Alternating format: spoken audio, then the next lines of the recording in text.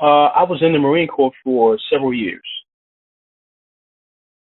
I think I heard of it from a friend of mine, a coworker. Yeah, it was actually a friend of mine.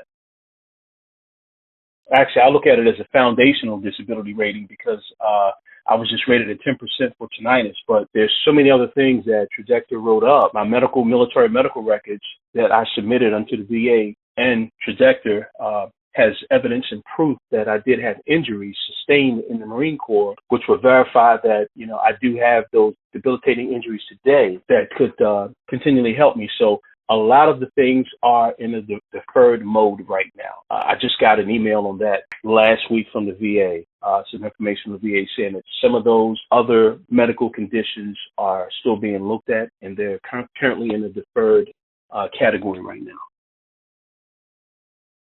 That was a good feeling because, again, I had proof that my hearing was not as it was when I went into the Marine Corps. I had copies of my audiological test in the Marine Corps, and it shows that my hearing was failing.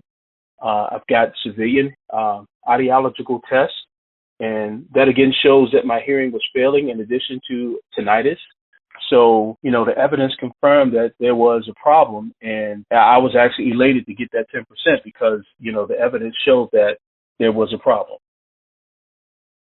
The point of communication. I like the way they communicated with you, constantly sending emails, pumping emails, phone calls, just updates, checking on you, just to check on your status, to make sure, or to be sure if you got anything, to let them know. And if there are any other problems, I do like the detailed phone interview, the initial phone interview with the registered nurse, asking a lot of detailed questions. And I would tell anyone, once you do that, you have to set aside at least an hour to sit down in a quiet area, a quiet zone, so that you could talk with that person and be sure to give that person everything that they need to help your case and cause.